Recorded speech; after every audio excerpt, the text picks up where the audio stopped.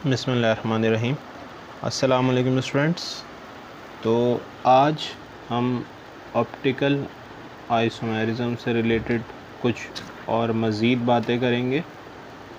पहले भी हम कुछ बातें कर चुके हैं जिसमें हमने एक ऐसे मॉलिक्यूल की बात की थी जिसमें एक एसिमेट्रिक कार्बन था या एक कायरल कार्बन था, सही है। जैसे और हमने बता दिया था कि 2 डायमेंशनली हम उसको कैसे शो करेंगे, सही है। तो इस तरीके कार से हम शो करेंगे। जैसे ऊपर मिथाइल ग्रुप आ गया, नीचे इथाइल ग्रुप आ गया C2H5, और यहाँ पर ब्रोमीन मौजूद है और यहाँ पर हाइड्रोजन मौजूद है, सही। एक मॉलिक्यूल ये बना, और इसी जैसे एक और मॉलिक्यूल क्या बनेगा, ऊपर मिथाइल नीचे इथाइल ग्रुप। नाउ ब्रोमीन इस साइड आ जाएगा और यहाँ पर आपके पास हाइड्रोजन आ जाएगा, सही है। तो इसमें हमने एक चीज़ देखी थी कि ये दोनों एक दूसरे के मिरर इमेज हैं, सही। और कैसे मिरर इमेज हैं? Non super impossible mirror image है।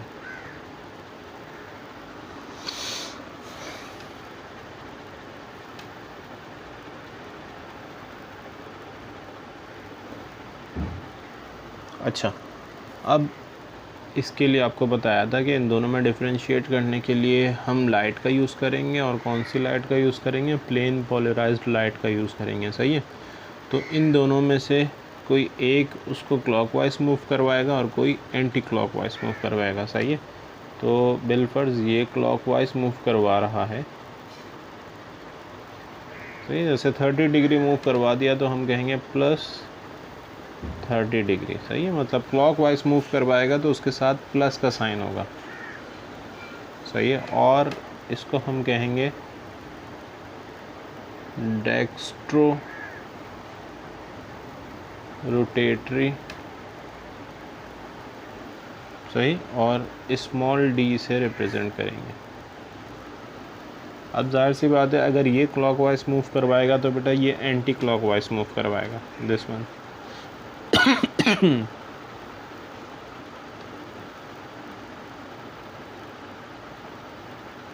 तो अब उसको प्लस से तो ये माइनस हो जाएगा। बिलफर्ज 30 डिग्री मूव करवाया तो -30 डिग्री, सही।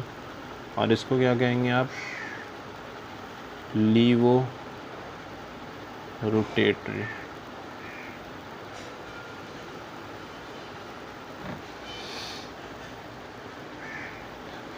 लीवो रोटेटरी। और इसको आप स्मॉल l से रिप्रेजेंट करेंगे, सही है। तो इसका मतलब ये हुआ ऑप्टिकल आइसोमर्स जो एक दूसरे के non super impossible mirror image होंगे तो उनमें से एक डेक्स्ट्रो रोटेटरी होगा और एक लीवो रोटेटरी होगा, सही है। जो डेक्स्ट्रो रोटेटरी होगा उसको स्मॉल d से रिप्रेजेंट करेंगे और जो लीवो रोटेटरी होगा उसको आप स्मॉल l से रिप्रेजेंट करेंगे, सही। चलें कुछ और एग्जांपल्स लेते हैं, क्योंकि ये एग्जांपल्स हमने देखी है। इसमें एक एसिमेट्रिक कार्बन या एक कायरल कार्बन है। आज हम देखते हैं कि अगर एक से ज़्यादा या दो हो जाएं, दो आपके पास एसिमेट्रिक कार्बन हो या दो कायरल कार्बन हो, तो आप उसको कैसे डील करेंगे।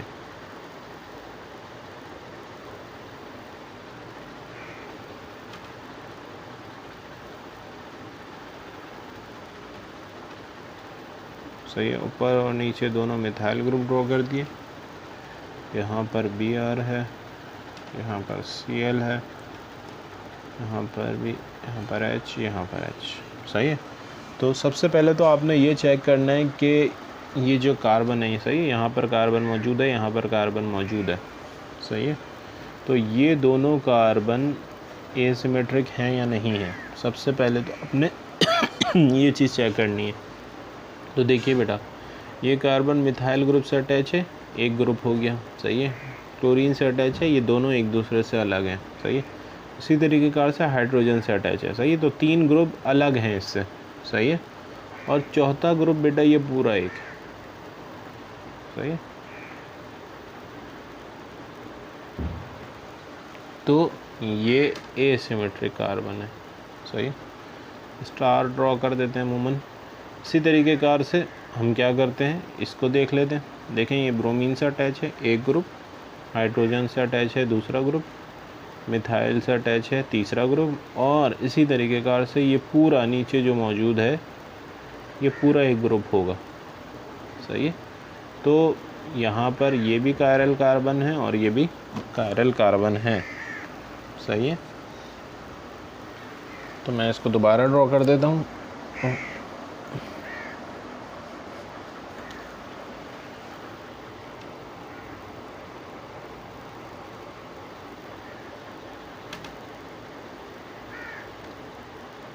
सही है। और इसमें वही बात दोबारा याद रखिएगा, ये 2 डायमेंशनल नहीं है, सही है, 3 डायमेंशनल है। sp3 हाइब्रिडाइजेशन है, बट हम इसको आसान बनाने के लिए इस तरीके कार से 2 डायमेंशन में शो कर रहे हैं, सही है। अच्छा, अब इसका मिरर इमेज बनाए। इसका मिरर इमेज क्या बनेगा, मिथाइल ऊपर और मिथाइल ही नीचे आएगा।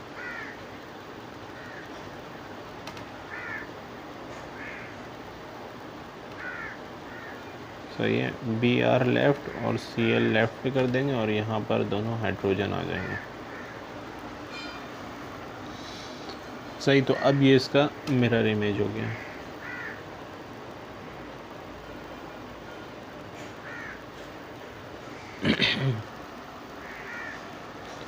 सही, अब ये दोनों एक दूसरे के मिरर इमेज हैं, नॉन सुपर इम्पोजिबल हैं, और आपको पता है क्या कहलाएंगे ये एक दूसरे के इनैंशियोमर्स कहलाएंगे।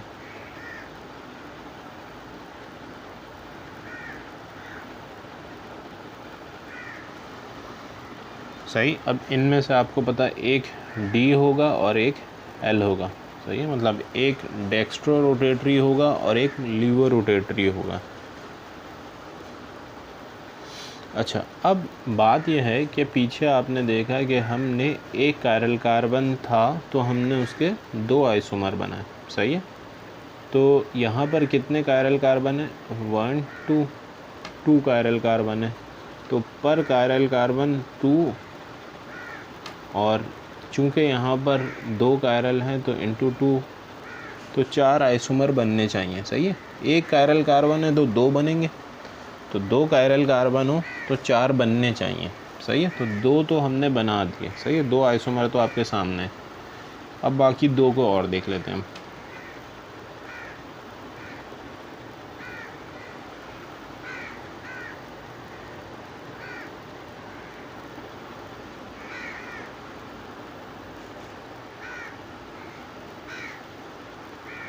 सही है, ऊपर नीचे मिथाइल ग्रुप ही है। अब क्या कीजिए, एक ब्रोमीन लेफ्ट पे, मार्कर बहुत मोटा लिख रहा है तो इस वजह से ये मिक्सअप हो रहा। Br और यहाँ पे Cl, यहाँ पर हाइड्रोजन और यहाँ पर हाइड्रोजन,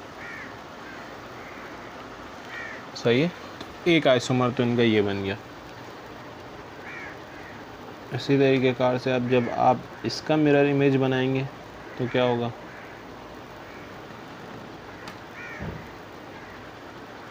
ऊपर नीचे वही मिथाइल ग्रुप है,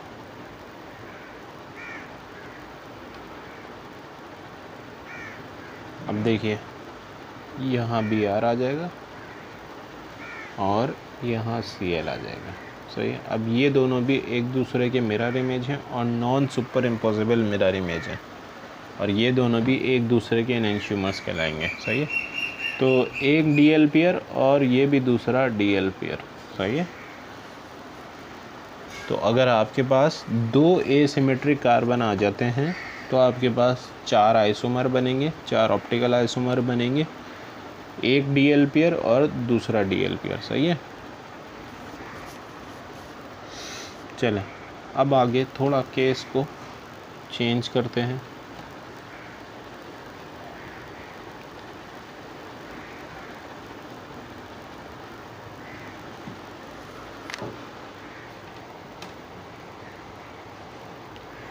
अगेन मिथाइल ग्रुप है,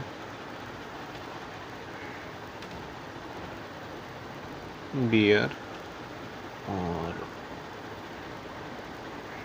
यहाँ पर भी Br, वहाँ पर मिथाइल ग्रुप, यहाँ पर H और यहाँ पर H। सही। अब इसमें भी आप देख सकते हैं कि भाई कितने कायरल कार्बन है। देखें, ये वाला जो कार्बन है ये इस ब्रोमीन से अटैच है, इस हाइड्रोजन से अटैच है। सही है, 2 डिफरेंट ग्रुप होगा। तीसरा ग्रुप ये आ गया, तीसरा ग्रुप भी डिफरेंट है, और ये पूरा चौथा ग्रुप है। सही है, ये ऊपर वाला चौथा ग्रुप ये हो गया। सही है, तो ये जो है ये कायरल कार्बन है आपके पास।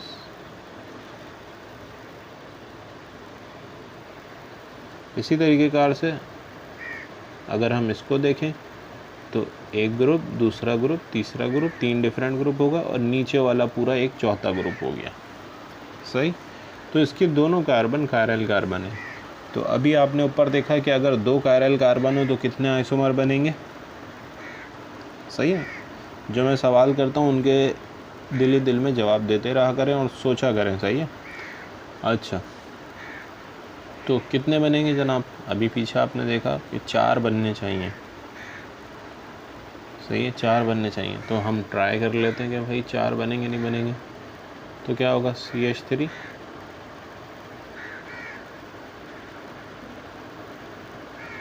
सही। आप देख रहे थे कि हम सिर्फ कुछ नहीं कर रहे थे कि जो राइट पे लिखे थे उनको लेफ़्ट पे कर रहे थे, या जो लेफ़्ट पे लिखे थे उन ग्रुप को राइट पे कर रहे थे। तो वही करेंगे, Br हम यहाँ पर कर देंगे, और यहाँ भी Br आ जाएगा।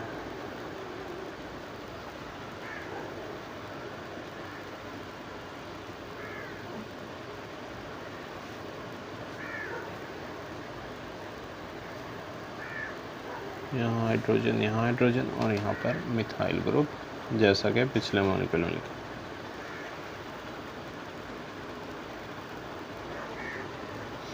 अच्छा, अब इस मॉलिक्यूल को हम एक और तरीके से लिख सकते हैं, या एक और फॉर्म हो सकती है इसकी।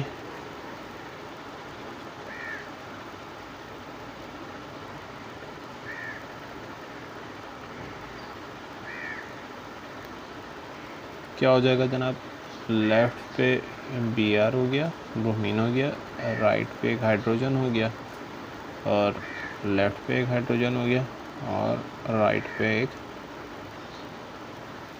Br हो गया। अब इसका मिरर इमेज देख लेंगे। मिथाइल ग्रुप है,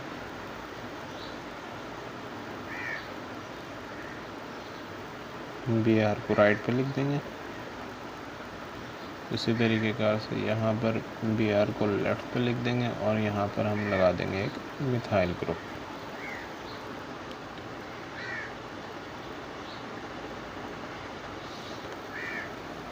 सही है, तो जिस तरीके कार से पिछले मॉलिक्यूल में किया, बिल्कुल वही चीज़ें हमने यहाँ पर की। सही, तो अब देखें यहाँ पर ये वाला जो फॉर्मेशन नीचे बनाई है, नीचे की तरफ बनाई है, वो मिरर इमेज है। और कैसे है ना मिरर इमेज है, non super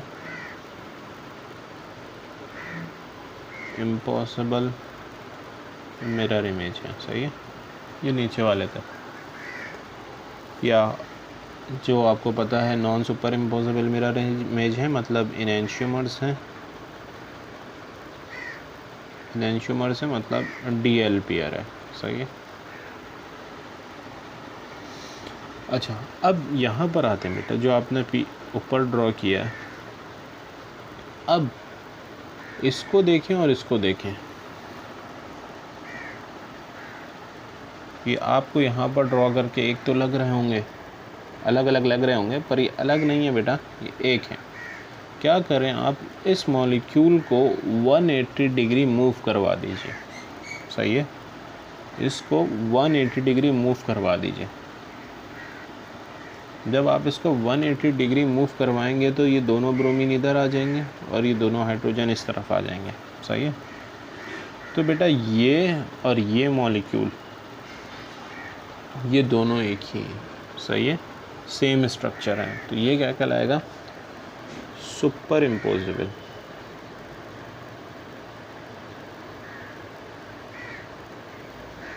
super imposable mirror image.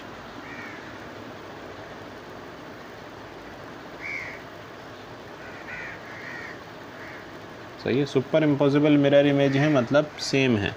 सही है, यहाँ पर नहीं दिख रहा है, इसको मैं यहाँ साइड में लिख देता हूँ।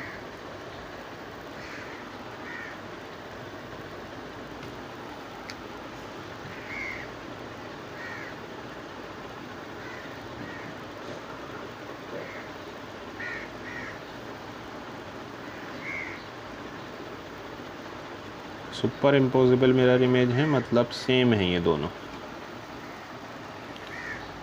सही, तो अब जब ये मामलात हो जाते हैं कि आपके पास दो एक जैसे स्ट्रक्चर आ जाएं या सुपर इम्पोजिबल मिरर इमेज आ जाए मतलब सेम स्ट्रक्चर आ जाएं, तो इनको हम कहते हैं बेटा Mizo structure.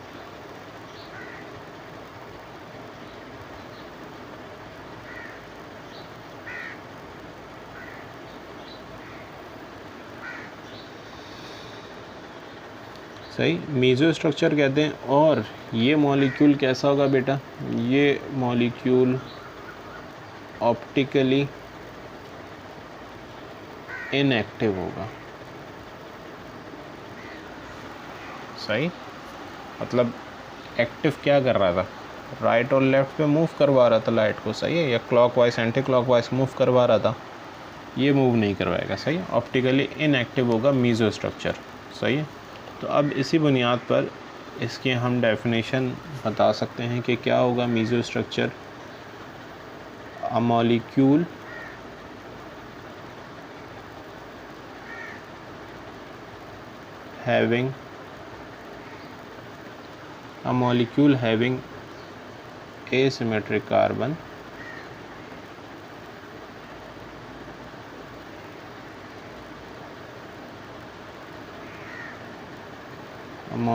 having asymmetric carbon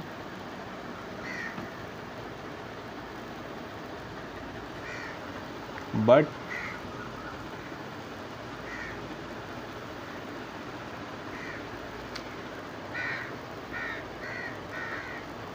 it does not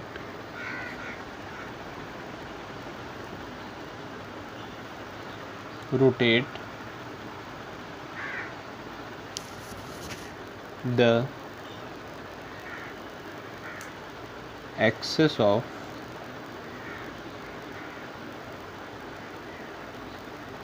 plane polarized light।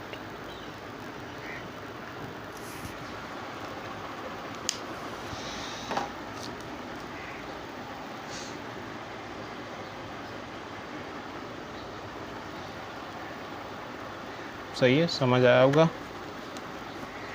अच्छा, आगे चलते हैं थोड़ा।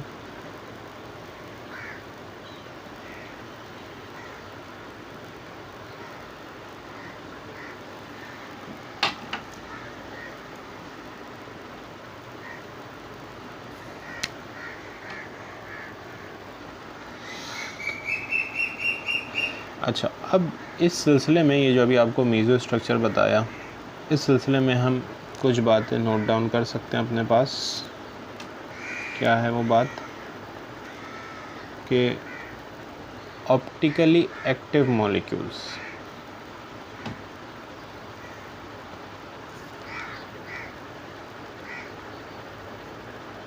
Optically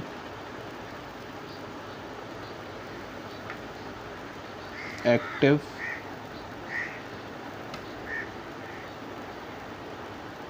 molecules have non super impossible mirror image।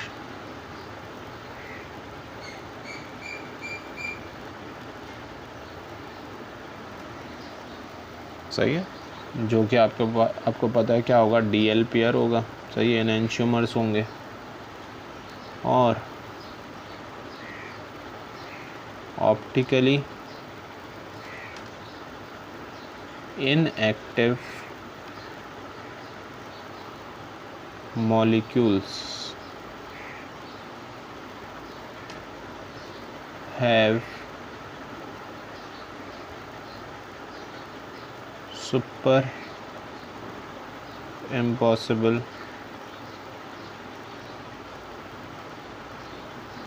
mirror image। सही, तो मतलब मॉलिक्यूल ऑप्टिकली एक्टिव होगा या नहीं होगा ये आप देखकर बता सकते हैं कि अगर उसका मिरर इमेज सुपर इम्पॉसिबल है तो वो ऑप्टिकली इनएक्टिव होगा, और अगर नॉन सुपर इम्पॉसिबल है तो वो आपके पास ऑप्टिकली एक्टिव होगा। सही है।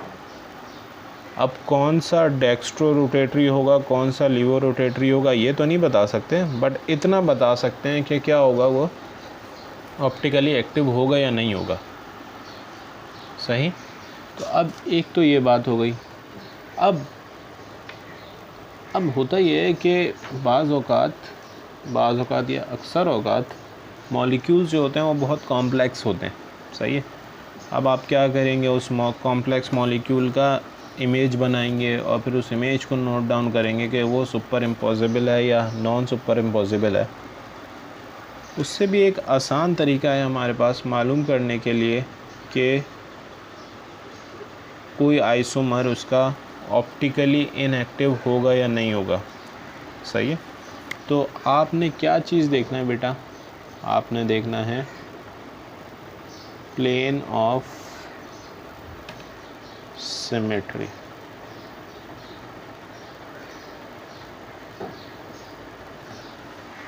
सही। प्लेन ऑफ सिमेट्री का क्या मतलब है कि आपने देखना है कि मॉलिक्यूल 2 इक्वल पार्ट्स में डिवाइड तो नहीं हो रहा।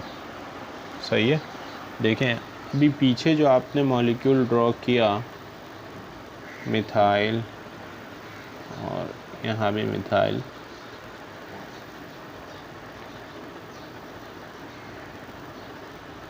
और यहाँ पर Br, यहाँ Br, यहाँ हाइड्रोजन और यहाँ हाइड्रोजन। तो आप इस मॉलिक्यूल के अंदर एक बात नोट करें कि अगर आप इसको यहाँ से डिवाइड कर दें, सही है, तो क्या होगा, ये 2 इक्वल पार्ट्स में डिवाइड हो गया। सही है। 2 इक्वल पार्ट्स में डिवाइड किया गया, दोनों एक जैसे हैं बिल्कुल। सही। तो यहाँ पर ये जो प्लेन है जो इसको डिवाइड कर रहा है, ये कहलाएगा प्लेन ऑफ सिमेट्री। तो अगर किसी भी मॉलिक्यूल के अंदर प्लेन ऑफ सिमेट्री है तो बेटा यही काम होगा जो अभी आपको बताया कि उसके 3 आइसोमर बनेंगे। सही है, या 3 आइसोमर होंगे।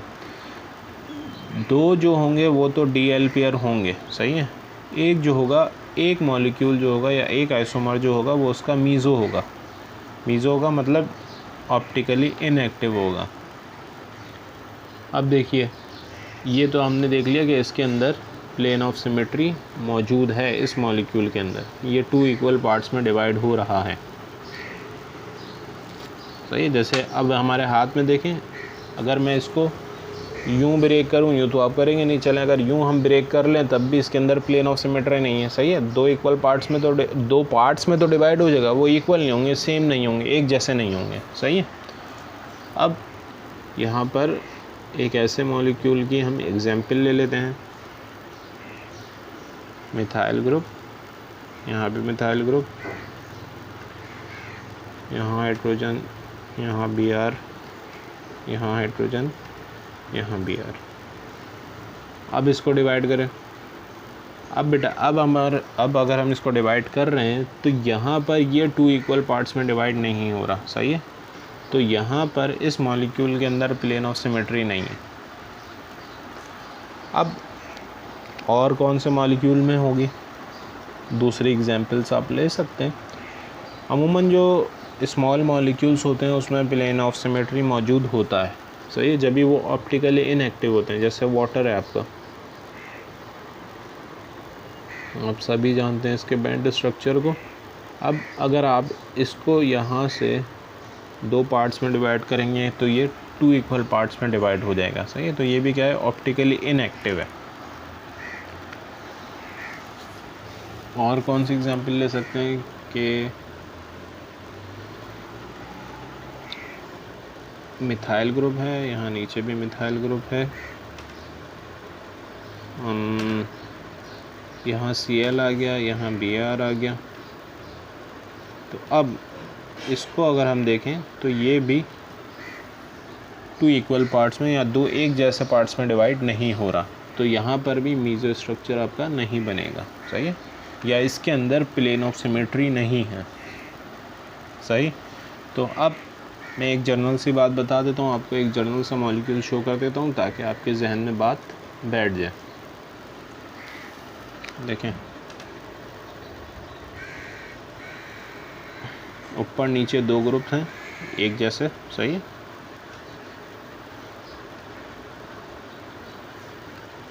यहाँ x मतलब जो ग्रुप यहाँ है वही ग्रुप यहाँ है, यहाँ पर z और यहाँ पर z, इसका मतलब जो ग्रुप यहाँ है वही ग्रुप यहाँ पर मौजूद है। तो अब आप इसको डिवाइड करेंगे तो ये 2 इक्वल पार्ट्स में डिवाइड हो जाएगा। सही है, मतलब यहाँ पर प्लेन ऑफ सिमेट्री मौजूद है। तो अब इस सूरत हाल में अभी आपने देखा कि 4 आइसोमर नहीं बनेंगे, इस सूरत हाल में 3 आइसोमर्स बनेंगे। सही है, 3 आइसोमर्स में से एक DL पेयर हो जाएगा और एक जो होगा आपका मीजो स्ट्रक्चर होगा। सही, इसके बिलमुकाबिल दूसरा जिसके अंदर प्लेन ऑफ सिमेट्री मौजूद ना हो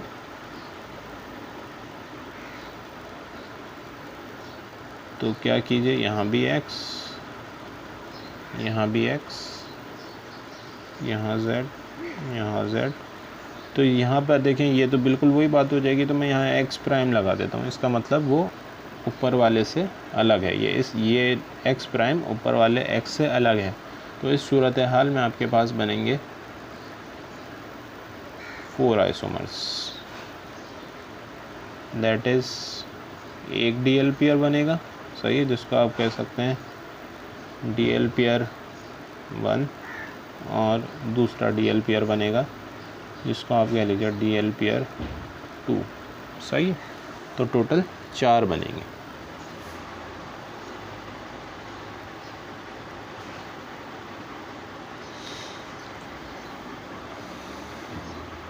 सही, अब तक की बातें उम्मीद है समझ आ रही होंगी।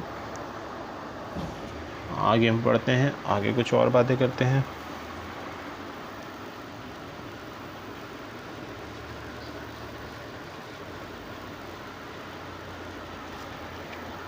देखिए, हमने एक मॉलिक्यूल लिया था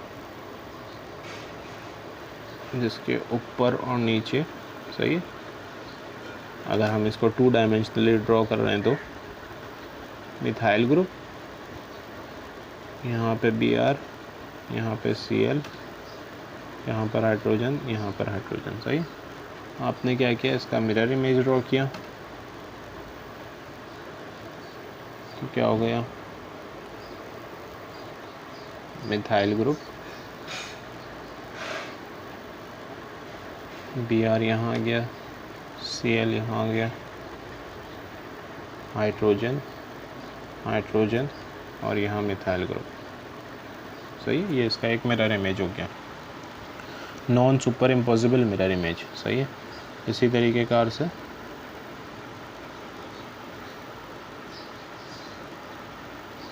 Br लेफ्ट पे, हाइड्रोजन राइट पे, हाइड्रोजन राइट पे और Cl, हाइड्रोजन लेफ्ट पे, Cl राइट पे और यहाँ मिथाइल ग्रुप आ गया। सही है, इसी तरीके कार से इसका मिरर इमेज ड्रॉ करेंगे तो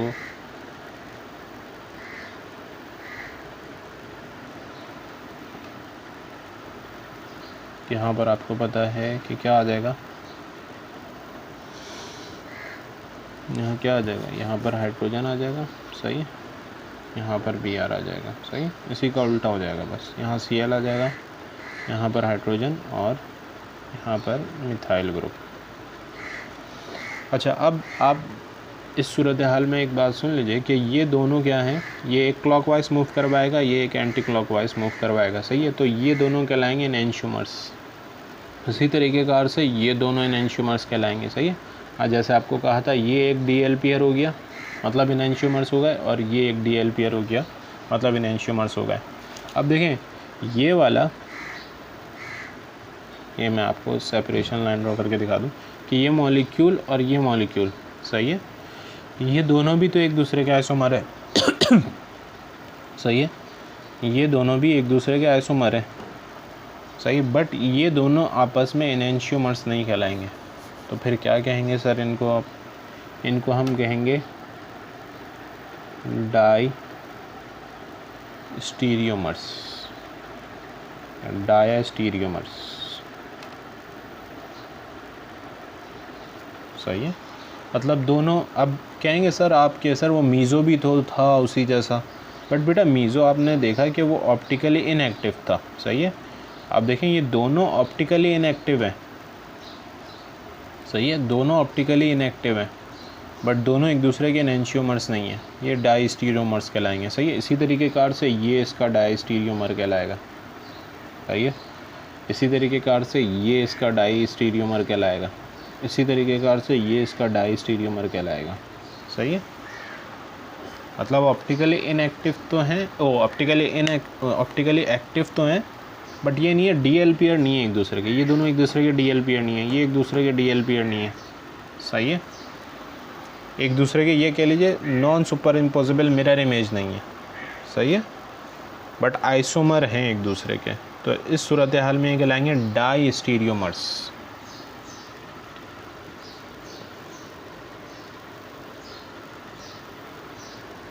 अच्छा, एक और टर्म है आसान सी कि आपने जब पढ़ा था एसिमेट्रिक कार्बन, एक एसिमेट्रिक कार्बन, तो उसमें हमने एग्जाम्पल ली थी, ऊपर मिथाइल ग्रुप, नीचे इथाइल ग्रुप, और यहाँ पर Br और यहाँ पर हाइड्रोजन, सही है। इसका मिरर इमेज ड्रॉ करेंगे, CH3 Br हाइड्रोजन और C2H5, सही है। अब आप क्या करें, एक बीकर में, कंटेनर में 50% ये ले लें, 50% ये ले लीजिए, सही है। इक्विमोलर मिक्सचर, सही है, इसको कहेंगे इक्विमोलर मिक्सचर, मतलब जितने मोल्स इसके लिए उतने ही मोल्स हमने इसके ले लिए, सही है। तो अब ये जो मिक्सचर होगा बेटा, ये होगा ऑप्टिकली इनएक्टिव, सही है। मतलब ये प्लेन पोलराइज्ड लाइट को क्लॉकवाइज मूव करवाएगा, जितने डिग्री उतनी डिग्री ये उसको एंटी क्लॉकवाइज मूव करवा देगा, सही है। तो वो जिस एंगल पर आ रही थी उस वही एंगल रहेगा उसका, सही है, चेंज नहीं होगा। तो ये क्या हो गया, ऑप्टिकली इनएक्टिव हो गया, सही है। अब इस मिक्सचर को हम नाम देते हैं बेटा रेसिमिक मिक्सचर, सही। और यहाँ पर क्या हो रहा है, कैंसिलेशन हो रही है, तो हम इसको हम कहते हैं एक्सटर्नल कैंसिलेशन, एक्सटर्नल कैंसिलेशन, सही। इसके बिलमुकाबिल आपके पास जो एक मॉलिक्यूल होता है जो कि ऑप्टिकली इनएक्टिव होता है, जैसे आपने मीज़ो स्ट्रक्चर देखा, सही है। तो उसमें क्या था कि ऊपर एक मिथाइल ग्रुप है, नीचे एक मिथाइल ग्रुप है, यहाँ Br, यहाँ Br, H और H, सही है। इसमें आपको पता है कि प्लेन ऑफ सिमेट्री मौजूद है, तो ये ऑप्टिकली इनएक्टिव है, सही है। पर इसमें क्या होगा कि मॉलिक्यूल का आधा स्ट्रक्चर क्लॉकवाइज मूव करवाएगा और आधा स्ट्रक्चर एंटी क्लॉकवाइज मूव करवाएगा, सही है। जब भी ये क्या है आपके पास मीज़ो स्ट्रक्चर है, सही। यहाँ पर जो कैंसिलेशन हो रही है जिसको हम कहते हैं इंटरनल कैंसिलेशन,